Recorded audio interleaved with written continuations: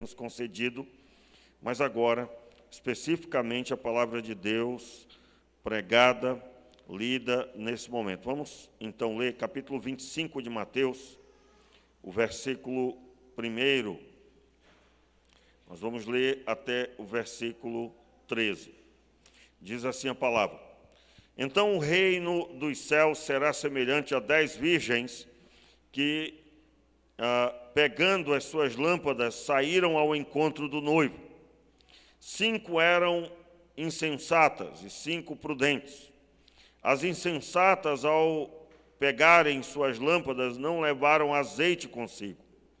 As prudentes, porém, levaram azeite em suas vasilhas, mas com as suas lâmpadas.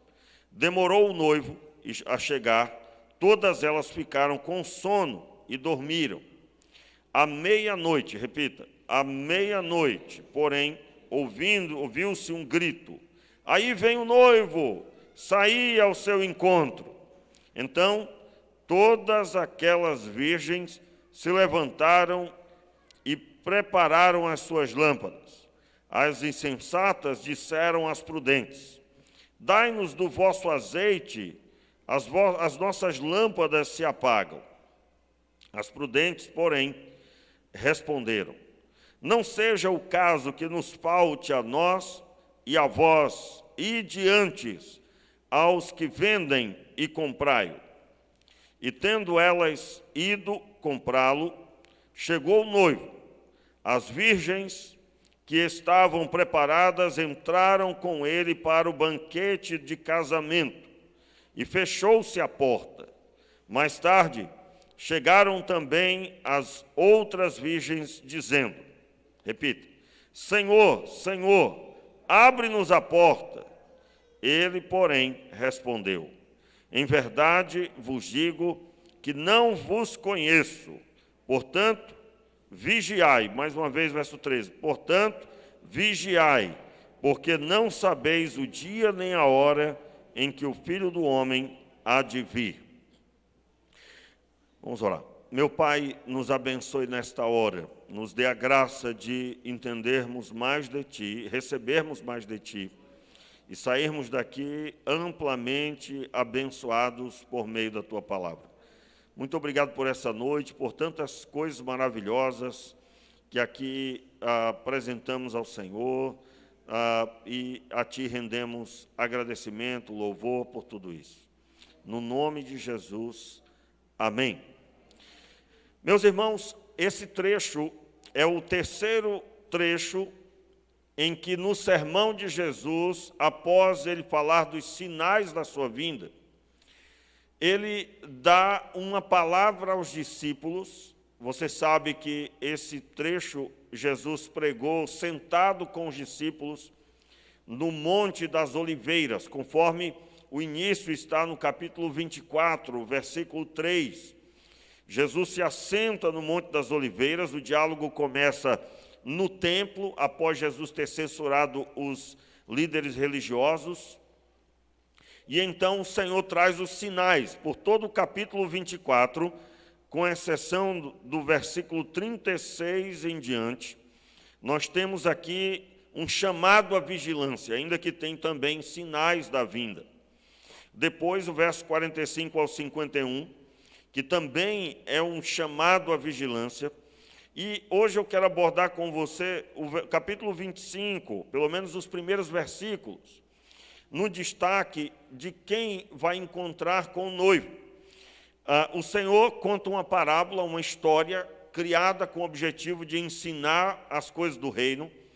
E nessa história, ele não leva em consideração as regras comuns do casamento. Não há registro de orientação no meio de Israel, na época de Jesus, de um casamento feito desta forma. Não havia nenhuma orientação que um casamento fosse em uma hora não marcada. Claro, todo casamento tem uma hora marcada, mas Jesus levanta uma história, na sua história contada para explicar as coisas do reino, ele deixa logo claro no começo, então o reino dos céus será semelhante.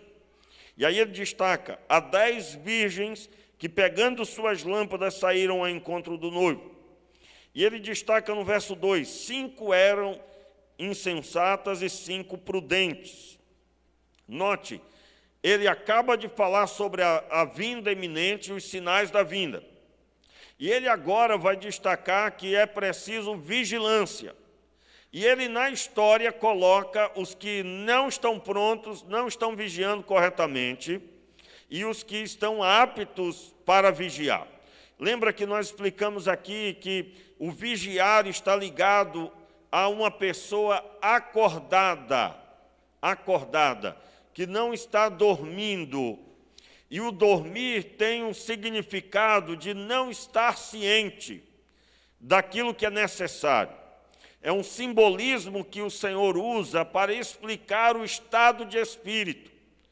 Na visão de Jesus, nas explicações dele, quem está dormindo é uma pessoa que não ouviu a pregação ou não entendeu a pregação. E quem está vigiando, simbolicamente acordado, é uma pessoa que está apta para encontrar com o Senhor. Pela primeira vez, ele cita agora, quebrando essa regra do vigiar, ele cita que todas elas dormiram.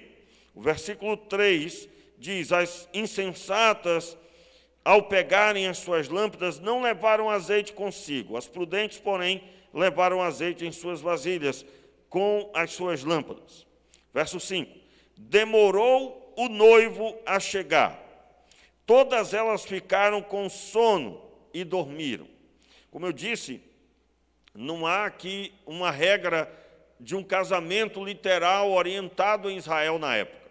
Jesus está com o alvo de explicar aquilo que não é comum, mas ele cita algo muito forte: casamento. E ele então começa a explicar que 5 tinham condições de encontrar com o noivo e 5 não. É claro, se o noivo não marcou a hora, ele chegará no momento inesperado, a lógica vai dizer que eu tenho que estar preparado para todo o horário. Seja à noite, tarde da noite, escureceu, eu tenho que ter condições. E é claro, elas, para fazer isso, levaram lâmpadas, mas a metade não levou azeite, só a lâmpada. Só estavam simbolicamente, aparentemente prontas para qualquer momento, para encontrar com o noivo que chegaria de viagem, provavelmente. Ele, não anunciando a sua vinda, o momento que voltaria, claro, poderia vir à noite. E elas pegam a lâmpada, sem azeite, sem o combustível para iluminar. O verso 5 diz que ele, ao demorar, todas dormiram. Demorando o noivo a chegar, todas elas ficaram com sono e dormiram.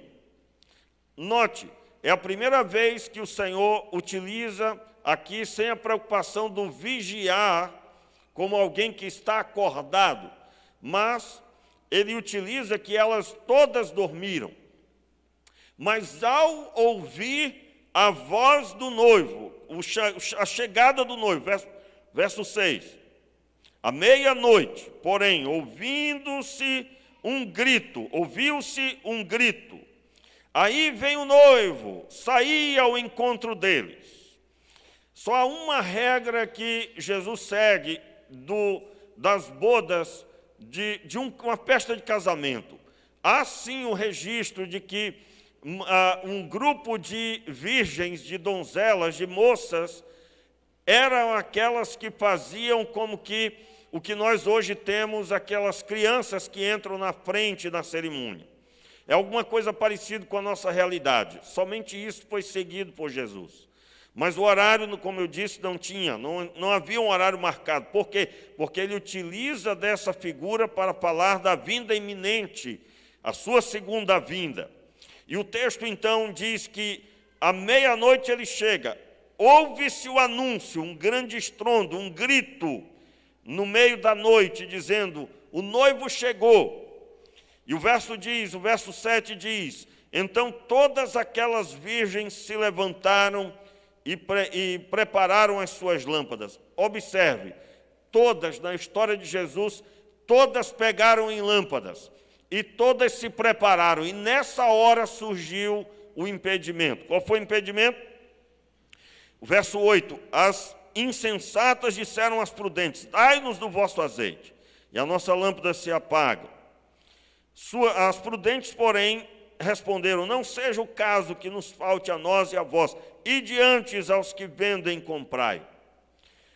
Veja bem, meia-noite, irmão, quem é que vai estar com o comércio aberto, né? Ninguém, né? Mas elas ouviram isso das prudentes. E o texto diz que todas elas se prepararam para encontrar com o noivo, mas não havia, na metade delas, 5 delas, não havia o azeite. Observe, nós normalmente podemos comparar aqui com a igreja, é possível, mas não é recomendado.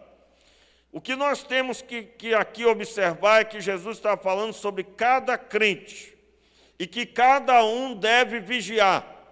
E o vigiar é estar pronto para encontrar, no caso, chegando numa hora inesperada, uma hora que ninguém está acostumado a ver, e assim é a característica da história. A hora que o noivo chegou é uma hora que ninguém está esperando uma festa de casamento.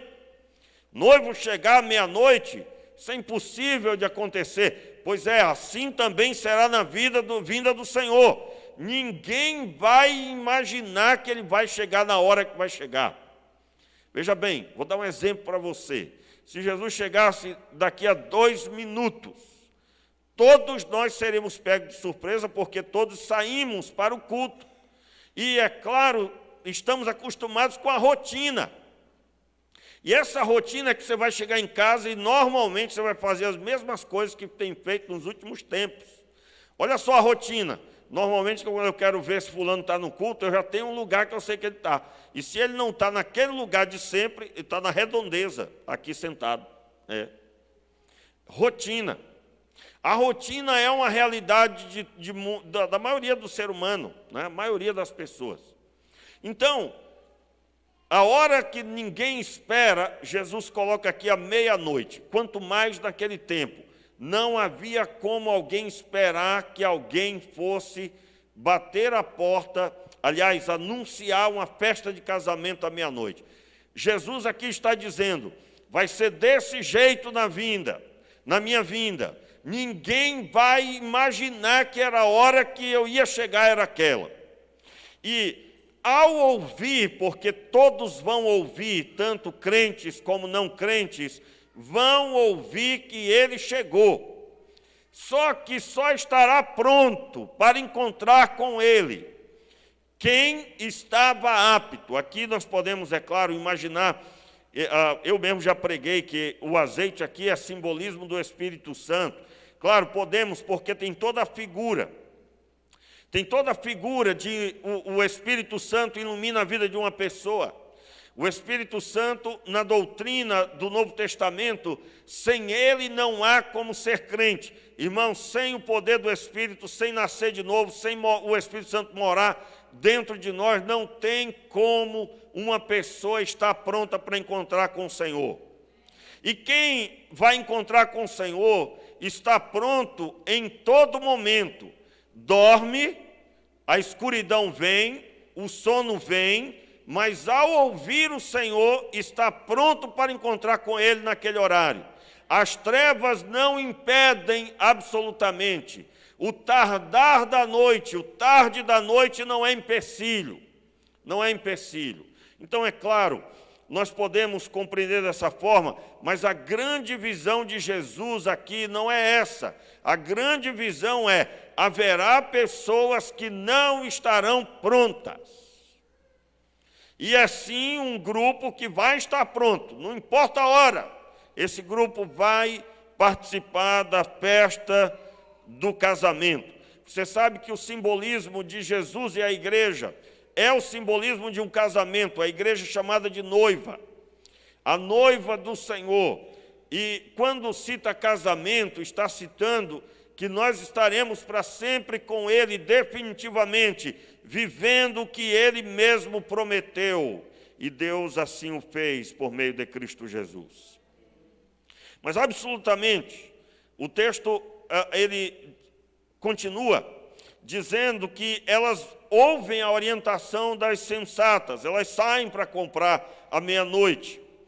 Irmãos, por que é que Jesus evidenciou a história dessa forma? Jesus está contando essa história. Provavelmente para exemplificar que não há mais condições para estar mais preparado de forma alguma. Não há como estar preparado mais. Para quem já no início não estava preparado, não haverá misericórdia para o ponto de que a pessoa pode se preparar. O texto vai dizer que, tendo elas ido comprá-lo, verso 10, chegou o noivo. As virgens que estavam preparadas entraram com ele para o banquete do casamento. E fechou-se a porta. Veja bem, fechou-se a porta. Mais tarde chegaram também as outras virgens, dizendo, quem eram? As 5 insensatas. Senhor, Senhor, observe aqui que elas chamam ele por 2 vezes de Senhor. Elas chamam de Senhor. Abre-nos a porta. O verso 12, ele, porém, respondeu, em verdade vos digo que não vos conheço. Observe uma coisa importante aqui. Quem vem falar com elas na história que Jesus conta é o noivo, não é as outras virgens. Elas não têm absolutamente mais nenhum contato. Na história que Jesus contou, nós podemos perceber claramente aqui que as pessoas preparadas, elas se relacionam com quem não está preparado. E as pessoas não preparadas também se relacionam com quem está preparado. Elas dormiram no mesmo lugar, elas estavam no mesmo ambiente, o sono foi igual para todo mundo, mas a preparação só foi percebida de verdade na hora que o noivo chegou. Irmãos, nessa história que Jesus conta, ele estava com a visão de falar sobre a necessidade de estar pronto para entrar na presença do Senhor, para encontrar com o Senhor e viver com Ele.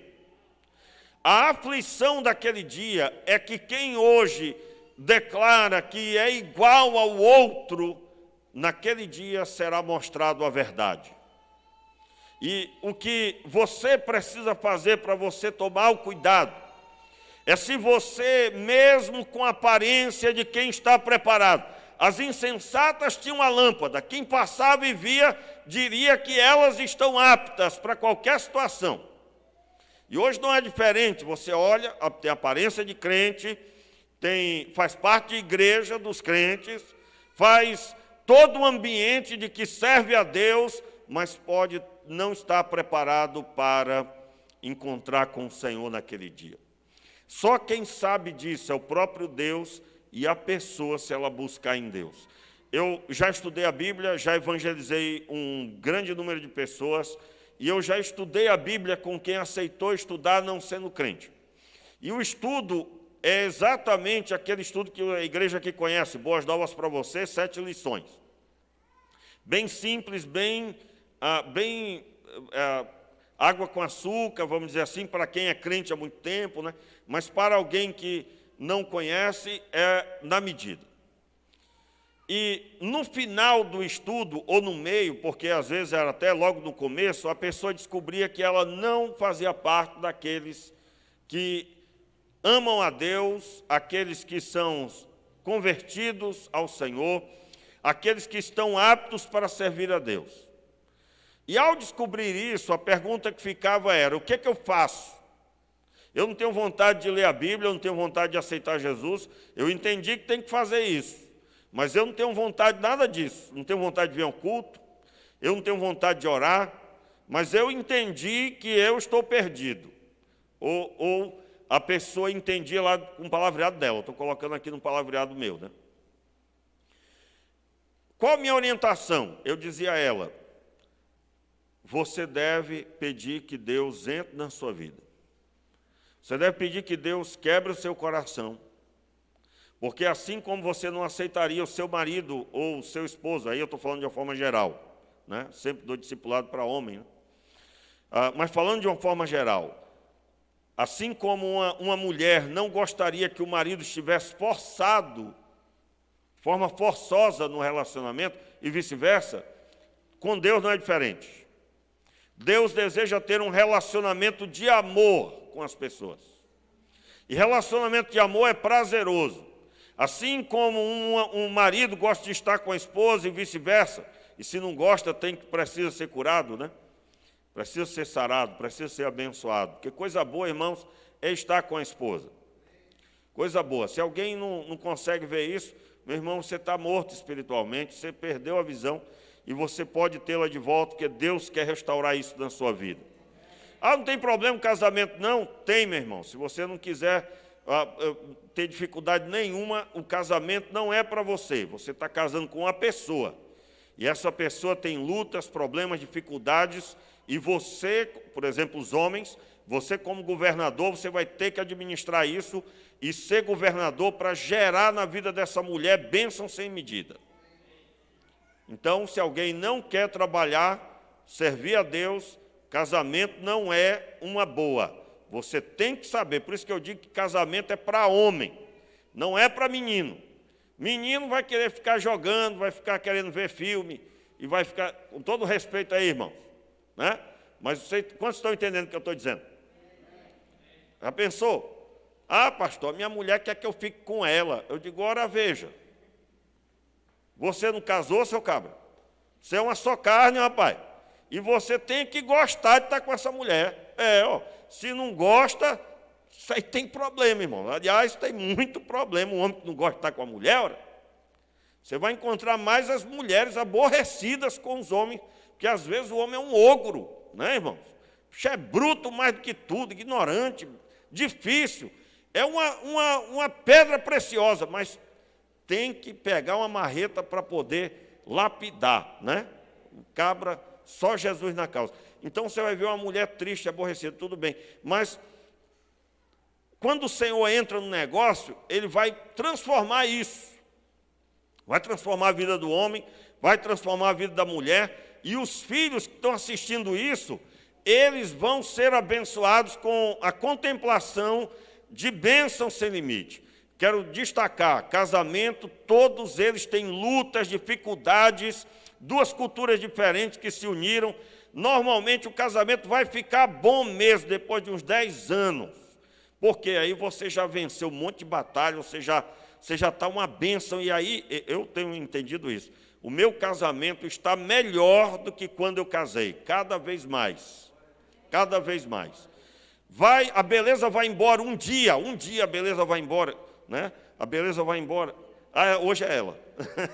A beleza vai embora um dia, mas a beleza do sentimento de amor é que transforma a relação em uma relação prazerosa. E, irmãos, é incrível como essa realidade é a verdade de Deus para cada um. Isso não é para ser ouvido, é para ser vivido por cada pessoa. O pastor não é melhor nem pior do que ninguém. Todo mundo pode viver assim, mas tem que entrar nos eixos do Senhor. O que garante um bom relacionamento é a pessoa estar em Deus. E aí não é, pastor, mas não é o casamento em Deus. Meu irmão, casamento em Deus tem um monte, mas a vida da pessoa às vezes não está. A pessoa tem carências e aí ela transfere isso para o casamento. Meu irmão, carências não podem ser sanadas pelo cônjuge, pelo esposo ou pela esposa. Carências têm que ser saradas por Deus, em nome de Jesus.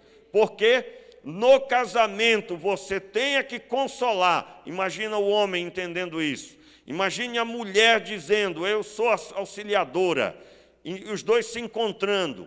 É a satisfação.